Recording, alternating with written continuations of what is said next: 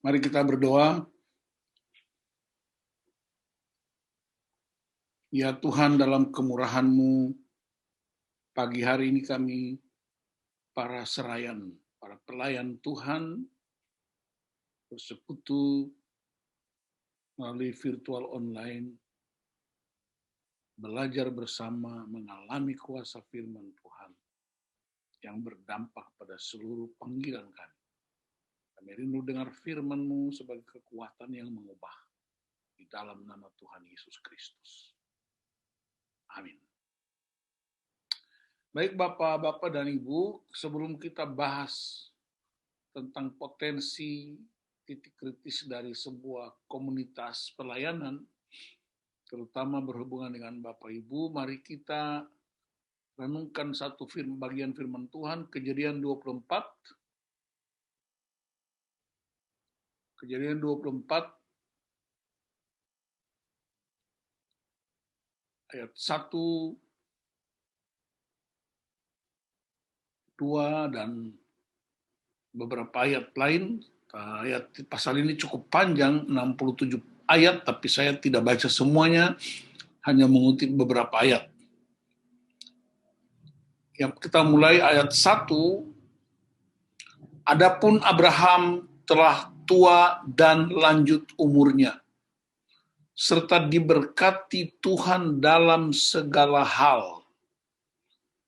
Berkatalah Abraham kepada hambanya yang paling tua dalam rumahnya, yang menjadi kuasa atas segala kepunyaannya, katanya, baiklah, letakkan tanganmu di bawah pangkal pahaku, supaya aku mengambil sumpahmu demi Tuhan Allah yang mempunyai langit dan yang mempunyai bumi, bahwa engkau tidak akan mengambil untuk anakku seorang istri dari antara perempuan Kanaan, yang diantaranya aku diam. Ayat 7, Tuhan Allah yang mempunyai langit yang telah memanggil aku dari rumah ayahku, serta dari negeri sanak saudaraku, dan yang telah berfirman kepadaku, serta yang bersumpah kepadaku demikian, kepada keturunan mula akan kuberikan negeri ini, dialah juga akan mengutus malaikatnya berjalan di depanmu, sehingga engkau dapat mengambil seorang istri dari sana untuk anakku. Ayat 12, lalu berkatalah ia, Tuhan, Allah Tuanku Abraham, buatlah kiranya tercapai tujuanku pada hari ini, tunjukkanlah kasih setiamu kepada Tuanku Abraham. Ayat 66 dan 67, kemudian hamba itu menceritakan kepada Ishak segala yang dilakukannya. Lalu Ishak membawa Ribka ke dalam kemah Sara, ibunya, dan mengambil dia menjadi istrinya.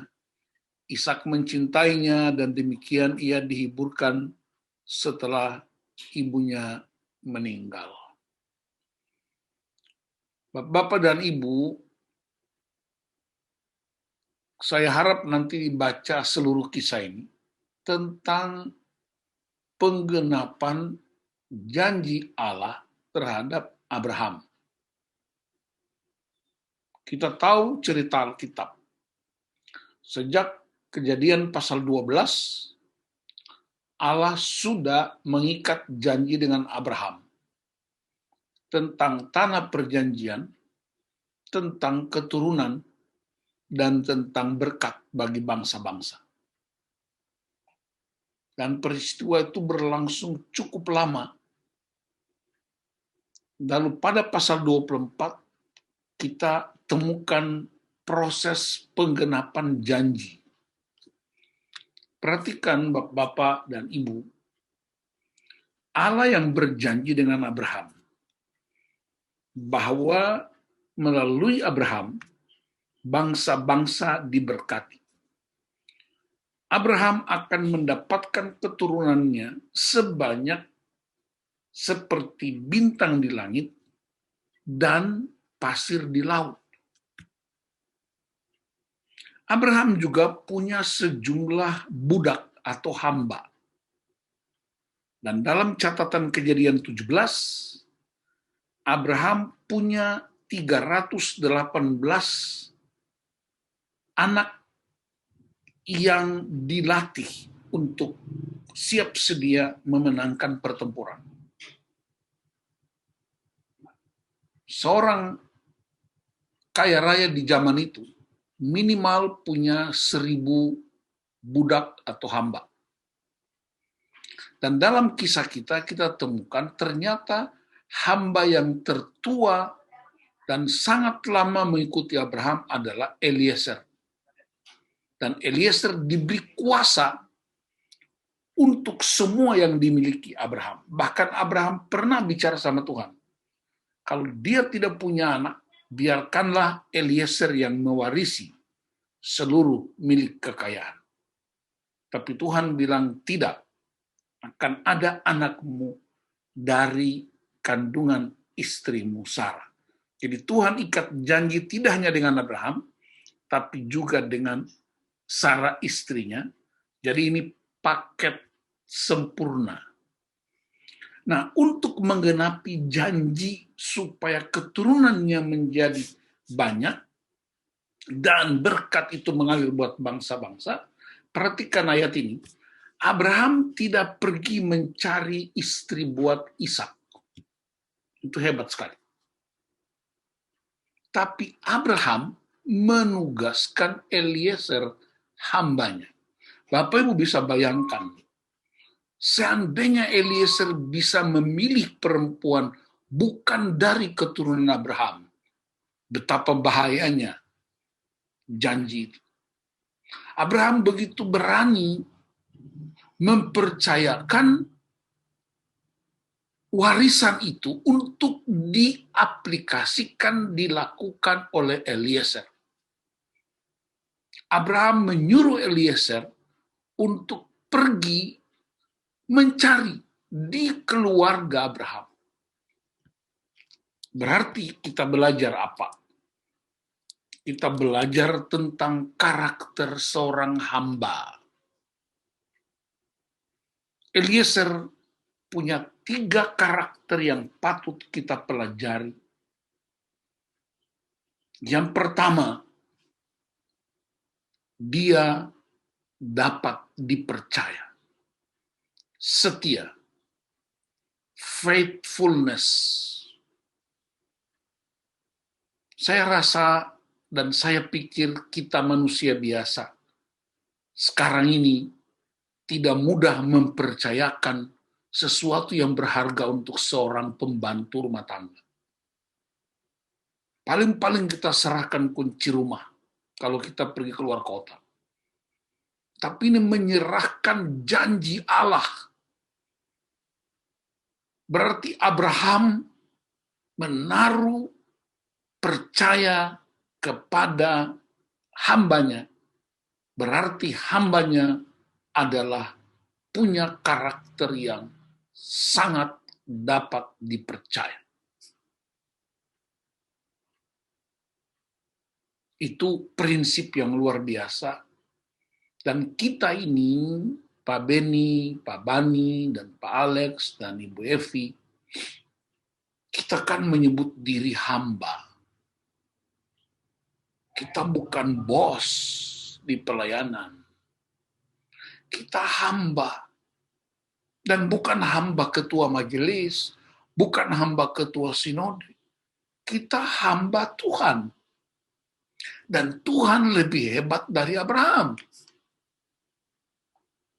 Abraham bisa gagal.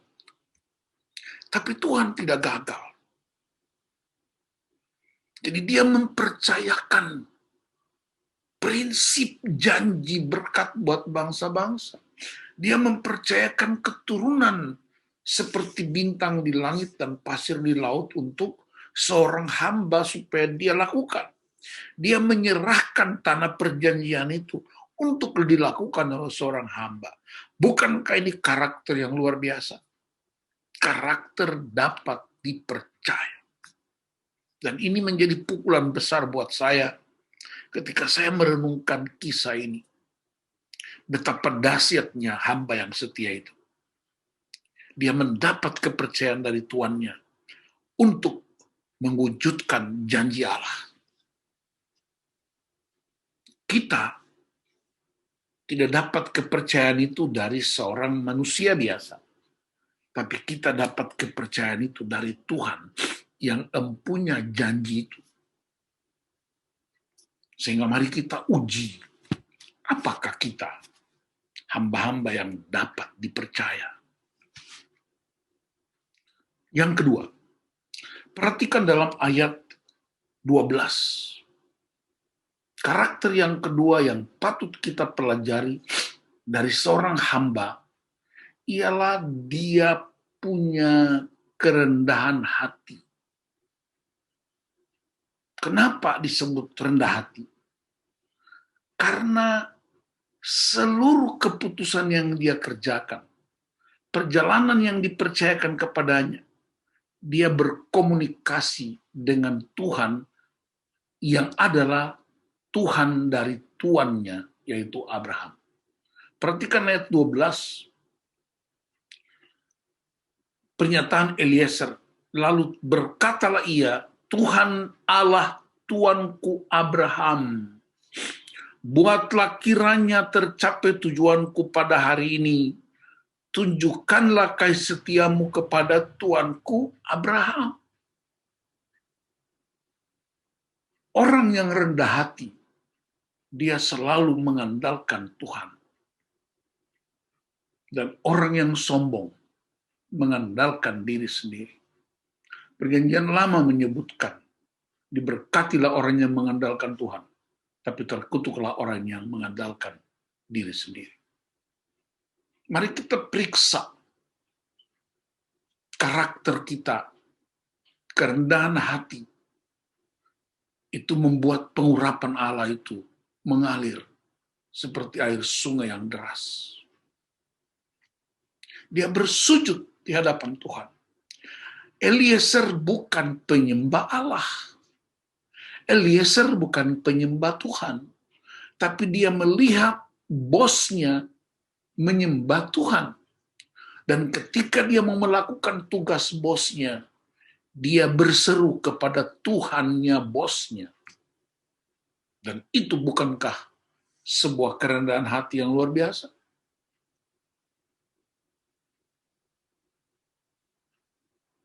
Saya tidak tahu kebiasaan orang Karo, tapi di suku kami itu juga orang ngaku-ngaku jadi pelayan, ngaku-ngaku jadi serayan. Tapi kopi di depan matanya pun suruh istri atau anak yang ambilin.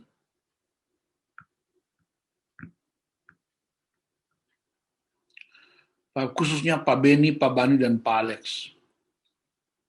Saya anak pendeta. Saya mulai melayani umur 17 tahun, waktu masih siswa.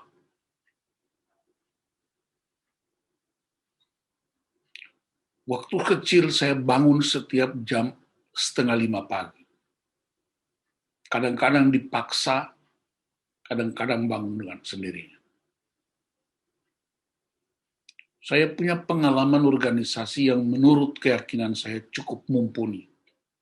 Memimpin mahasiswa Kristen Indonesia sebagai sekretaris umum, menjadi gembala, menjadi sekretaris umum sinode, menjadi ketua sinode. Tuhan percayakan pelayanan sampai ke luar negeri, hampir 2/3 sampai 3/4 dunia ini sudah saya jalani untuk beritakan firman. Tapi sampai hari saya bicara ini, saya masih cuci piring. Saya masih masak sendiri, saya masih ke pasar. Bukan karena istri saya nggak bisa lakukan, tapi ada bagian yang dia kerjakan. Istri saya punya kebiasaan, kalau tidur malam itu agak susah. Dan karena itu dia memilih tidak istirahat siang. Hari ini saya bangun jam 4 untuk melayani satu komunitas di Batam. Habis itu saya masak, saya cuci piring, saya kasih makan ikan-ikan di kolam di belakang rumah, saya kasih makan dogi saya di depan, saya siram kembang, kemudian saya mandi dan mempersiapkan pelayanan berikutnya. Dan itu bukan hari ini, sepanjang hidup saya. Sekalipun saya ketua sinode, saya bikin kopi sendiri, saya rebus air panas untuk mandi sendiri, karena saya tahu itu saya bisa lakukan. Dan tidak mengurangi hikmat dari Tuhan, tidak juga menurunkan gengsi saya sebagai seorang pelayan. Karena khotbah kita harus bisa dinampakkan melalui tindakan kita. Ingat, doa tanpa tindakan itu sama dengan orang bertapa. Dan orang bertapa merasa dewa, dan dewa enggak butuh Tuhan. Jadi pelayan itu bukan jabatan. Pelayan itu karakter. Yang ketiga, perhatikan ayat 66 dan 67. Kemudian hamba itu menceritakan kepada Ishak segala yang dilakukannya. Lalu Ishak membawa Ribka ke dalam kemah Sarah, ibunya, dan mengambil dia menjadi istrinya. Ishak mencintainya, dan demikian ia dihiburkan setelah ibunya meninggal. Perhatikan kalau orang ikut pertandingan, dan kalau udah menang, yang naik ke atas panggung untuk menerima piala adalah orang yang berlomba. Orang yang ikut pertandingan. Tapi perhatikan, ketika Ishak sampai di kemah, Eliezer sampai di kemah, dia serahkan Ribka pada Ishak. Dan Eliezer hilang. Dan mulai ayat 25, pasal 25, sampai pasal 50, setelah peristiwa Eliezer menyerahkan Ribka kepada suaminya Ishak, mulai ayat itu sampai pasal 50 Kejadian, satu kata pun tidak pernah menyebutkan nama Eliezer. Berarti karakter yang ketiga, karakter tanpa pamrih, tidak tuntut jasa. Ini karakter seorang hamba. Oh, kalau bukan aku, Runggun ini nggak jalan. Kalau bukan aku, sektor ini nggak hidup. Kalau bukan aku, pelayanan ini nggak jalan. Itu bukan hamba, tapi itu namanya hambat, pakai T di belakang. Bukan hamba Tuhan, tapi hambat Tuhan. Jadi 3 karakter penting bagi seorang pelayan. Baca 3 ayat ini lengkap. Tidak ada kata setia, tidak ada kata rendah hati, tidak ada kata tanpa pamrih di pasal 24 ayat 1 sampai 67. Tapi itulah inti beritanya. Itulah kerukma dari sebuah kisah.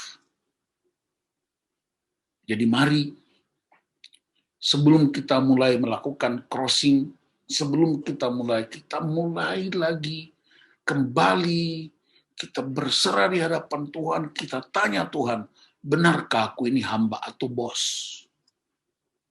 Orang lebih gampang ketemu Tuhan daripada ketemu hamba-hambanya.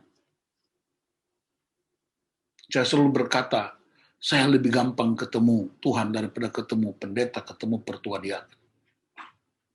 Itulah sebabnya saya 24 jam boleh dihubungi siapa saja. Tidak pakai birokrasi. Anytime.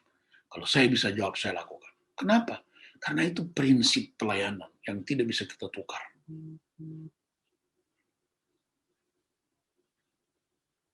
Ibu-ibu, bapak sibuk, sangat sibuk, saya hormati. Tetapi di tengah-tengah kesibukan, karakter hamba mesti menjadi kekuatan yang mendrive kita.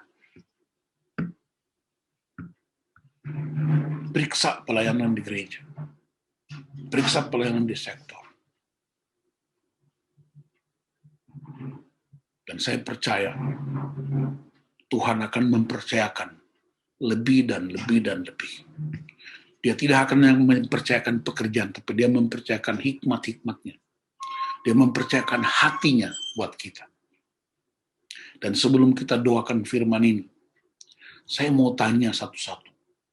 Jawab satu kata saja, satu singkat. Tidak usah menganalisis, cukup jawab saja. Tidak usah takut salah, takut benar, karena ini bukan ujian. Pak Bani, saya mau tanya, apa isi hatinya Tuhan?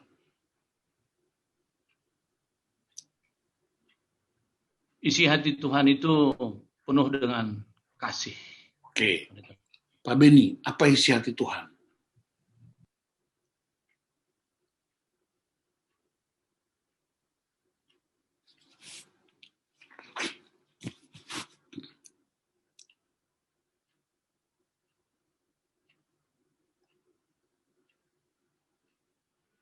Pak Beni, belum suaranya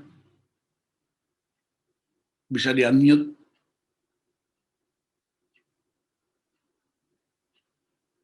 Oke, sambil tunggu Pak Beni, Pak Alex, apa isi hati Tuhan? Kasih, Pak. Kasih. Bu Evi, apa isi hati Tuhan?